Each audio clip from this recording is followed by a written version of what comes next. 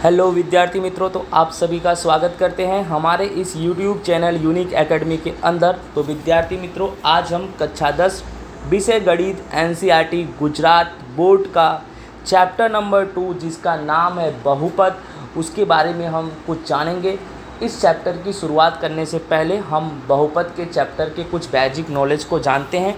तो सबसे पहले हम बेसिक नॉलेज को समझते हैं क्या है। तो सबसे पहले जो चैप्टर्स का नाम है वह क्या है, बहुपद है। अब बहुपद में क्या होता है कि बहुपद की परिभाषा होती है p ऑफ x में x की अधिकतम घात को बहुपद कहते हैं।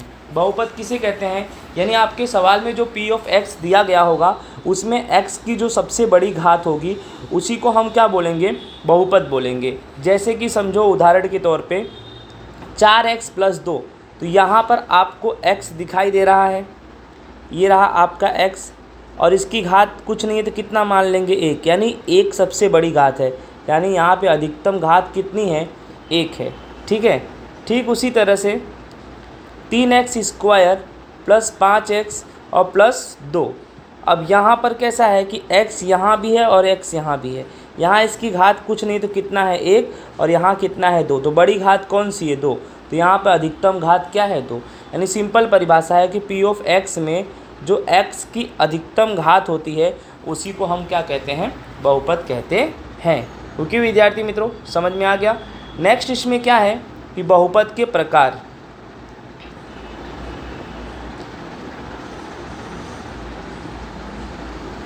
बहुपद के प्रकार, तो बहुपद के कुल 3 प्रकार होते हैं, जिसमें से पहला नंबर है रैखिक बहुपद। रैखिक बहुपद उसे बोलते हैं एक घात जिसमें होता है, जिस बहुपद में एक घात होगा, मतलब बहुपद में चर x की घात 1 होगी तो उसे रैखिक बहुपद कहेंगे। उदाहरण में देखो 5x - 3, यहाँ पर आपको सिर्फ x दिखाई दे रहा है, ठीक है, और x का जो घात है यहाँ पर आप चेक कर सकते हो 1 है, ठीक है। यहाँ पे करनी में 3x + 5, यहाँ पे भी x का घात 1 है। y प्लस करनी में 2, y की घात भी x है। जो तुम्हारा चर है वो x भी हो सकता है, y भी हो सकता है, ठीक है। फिर 3 प्लस करनी में 2x, यहाँ पे घात कितनी है, 1 है। सिंपल यानी एक घात वाला यानी क्या होता है, रैखिक बहुपद होता है। ओके, उसके बाद दूसरा नंबर है द्विघात बहुपद। तो द्विघात बहुपद यानी 2 घात वाला। जैसे एग्जांपल है 2x² + 3x + 5, फिर y² - 2, फिर x² + 5।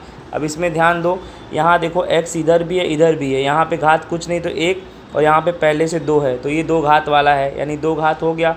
देखो यहाँ पर भी y की घात 2 है, यहाँ पर भी x की घात 2, इसे बोलते हैं 2 घात वाला बहुपद यानी द्विघात, ठीक है। उसके बाद तीसरा नंबर है त्रिघात बहुपद। त्रिघात बहुपद यानी 3 घात वाला, यानी जिसमें घात 3 होना चाहिए। आप देख लो 2 की - x की घात 3, फिर 3 - x की घात 2 - x की घात 3, फिर x की घात 3 + 2x की घात 2 + 1। आप देखो यहाँ पे x की घात 3 है, यहाँ भी x की घात 3 है, यहाँ भी, ठीक है। ये 3 घात वाला होता है जिसे बोलते हैं त्रिघात बहुपद, राइट ना। अब कुछ और जानते हैं, बहुपद के शून्यक के बारे में जानते हैं। यदि किसी बहुपद में p ऑफ x में चर x के स्थान पर a अर्थात वास्तविक संख्या प्रतिस्थापित करने पर p ऑफ a का जो भी मूल्य p ऑफ a = 0 होगा तो एक को बहुपद p ऑफ x का क्या बोलेंगे, शून्यक बोलेंगे। यानी किसी भी बहुपद में p ऑफ x में जो x चर होता है उसके स्थान पर a अर्थात वास्तविक संख्या प्रतिस्थापित अगर हम करते हैं तो p ऑफ x के जगह पे p ऑफ a = 0 हो जाएगा, और उस समय जो a है उसको बहुपद p ऑफ x का क्या कहेंगे, शून्यक कहेंगे। ओके,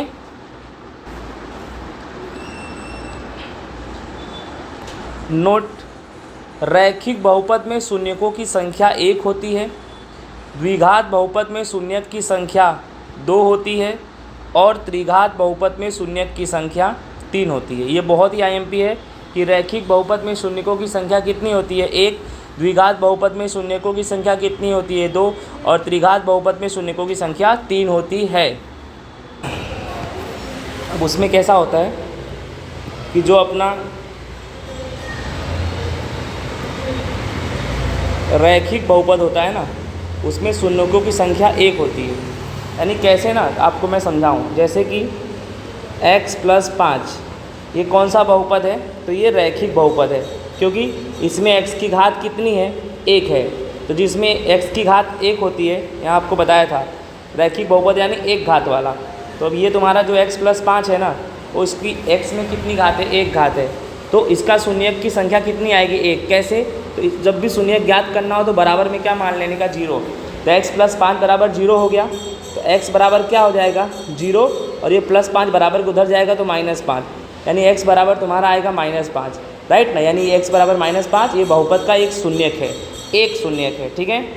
अब द्विघात में बहुपदों के शून्यक की संख्या कितनी होती है, 2 होती है। द्विघात में बहुपदों के शून्यक की संख्या 2 होती है। कैसे, अब कहने का मतलब है कि द्विघात का कोई भी एक सवाल को सोल्व करना है और उसके बहुपद की संख्या निकालनी है ना। जैसे समझो कि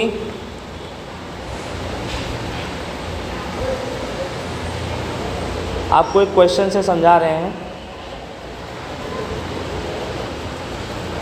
जैसे समझो ये जो आपका है ये द्विघात है, ठीक है, द्विघात बहुपद है। अब एक गुणनखंड है। अब आप सिंपल सी बात है, इसके आगे कुछ नहीं तो 1, यानी गुणनखंड में पहले पद का अंतिम पद से गुणा करेंगे। तो पहला पद 1 है, अंतिम पद 2 है, तो 1 × 2 बराबर कितना होगा, 2। अब 2 का ऐसा खंड करो, 2 का ऐसा खंड करो कि जोड़ने घटाने पे कितना आना चाहिए, ये बीच वाला पद x, इसके आगे कुछ नहीं तो कितना मान लेंगे, 1, यानी 1 आना चाहिए। तो सिंपल सी बात है, 2 1 कम 2, और 2 में से 1 घटाएंगे तो 1 आएगा। बट 1 किस में चाहिए, माइनस में चाहिए, तो इसको माइनस दे दो, इसको प्लस दे दो, ठीक है। अब 1 के बाद x है तो दोनों के पीछे x, यानी आपका सोल्यूशन आया -2x + 1x। इसको लिख दो, x² - 2x + 1x और -2। अब 2 भाग कर दो इस तरह से, इधर भी x इधर भी x, x कॉमन, यहाँ x 2 बार है, यहाँ 1 बार है, 1 बार बचा, माइनस x से x हट गया तो बचा, x से x हट गया तो बचा 2x - 2 प्लस, ठीक है। अब अगर यहाँ x - 2 है तो यहाँ भी x - 2 ही आएगा। तो सिंपल सी बात है, 1 यहाँ है, यहाँ 2 है, तो 1 और 2 कौन से पाड़े में आता है, 1 के। तो 1 है तो कुछ चेंज नहीं होगा, ये तुम्हारा x 1x ऐसे रहेगा, और ये प्लस और माइनस क्या हो जाएगा, माइनस हो जाएगा, प्लस और माइनस माइनस, और 1 2 के 2। अब आपका पहला आंसर आया x + 1। अब x - 2 2 बार है तो 1 बार लिख दो x - 2। अब क्या करना है, x + 1 बराबर क्या मान लो, 0, और फिर x - 2 बराबर भी क्या मान लो, 0। अब समझो x बराबर 0 + 1 उधर गया -1, तो x बराबर क्या आया, -1। फिर x बराबर 0, अब -2 इधर गया तो +2, तो x बराबर कितना आ गया तुम्हारा, 2। अब देखो -1 और 2, यानी ये तुम्हारे क्या हो गए, बहुपद के क्या हो गए, ये 2 शून्यक हो गए, द्विघात बहुपद के 2 शून्यक। आपको समझ में आ गया होगा। सिंपल सी बात है कि कभी भी द्विघात बहुपद हो उसमें शून्यक की संख्या कितनी होती है, 2 है। इसी तरह से त्रिघात बहुपद है, उसमें शून्यक की संख्या कितनी होती है, 3। अब त्रिघात वाला बहुपद वाला सवाल सोल्व करोगे तो उसमें क्या होगा, जो बहुपद की शून्यक की संख्या निकलेगी 3 होगी। यानी ये एग्जाम में आने वाला नहीं है, सिर्फ ये बताया जा रहा है। तो इसको थियरी में याद रखना, रैखिक बहुपद में शून्यक की संख्या 1, द्विघात बहुपद में शून्यक की संख्या 2, त्रिघात बहुपद में शून्यक की संख्या 3 होती है, ठीक है। अब सत्यता की जांच, इसी सवाल में आता है सत्यता की जांच करना। तो जब भी सत्यता की जांच करने आए तो इसमें एक सूत्र होता है शून्यकों का योग। शून्यकों का योग यानी अल्फ़ा प्लस बीटा, इसे अल्फ़ा बोलते हैं, इसे बीटा। अल्फ़ा प्लस बीटा बराबर -b/a, राइट ना, राइट। जहाँ पर जो -b है वो x का गुणांक बताएगा और a है वो x² का गुणांक बताएगा, ठीक है। यानी सिंपल आपको याद ऐसे रहने का, अल्फ़ा प्लस बीटा बराबर -b/a, ये सूत्र हो गया। और शून्यकों का गुणाकार का गुणनफल, ठीक है, राइट, उसमें कैसा हो जाएगा, alpha into beta, alpha into beta बराबर c/a, ठीक है। c यानी अचर पद, यानी ये समझो क्या है, जैसे -b है तो -x का गुणांक, यानी ऐसा होता है ax² + bx + c। तो आपने जैसे लिखा है -b, तो b कहाँ है, ये रहा, तो b किसका होगा, x का गुणांक। लेकिन इसमें कैसा है, माइनस के हिसाब से होता है, ठीक है, क्योंकि आगे माइनस है, ठीक है, इस तरह से है। तो आपको समझ में आ गया होगा। यानी इस चीज़ को समझो एकदम आसानी से कि सिंपल सी बात है, जब योगफल पूछे, जब योग पूछे, यानी सिंपल सा अगर शून्यकों का योगफल पूछे तो अल्फ़ा प्लस बीटा बराबर -b/a, ठीक है। और जब शून्यकों का गुणाकार पूछे तो अल्फ़ा इंटू बीटा बराबर c/a। जब सवाल सोल्व कराएंगे तो आपको अच्छे से उसको बता देंगे। तो विद्यार्थी मित्रों, इस तरह से हमारा चैप्टर नंबर 2 पॉलिनोमियल अर्थात बहुपद का कक्षा 10 विषय गणित एनसीईआरटी का जो बेसिक है वो मैंने आपको शॉर्टकट में बता दिया। ये बेसिक आना बहुत ज़रूरी है और ये थियरी में काफ़ी पूछा जाता है। ओके, तो अब हम मिलेंगे नेक्स्ट वीडियो में एक्सरसाइज 2.1 का। ओके, जय हिंद, राधे राधे।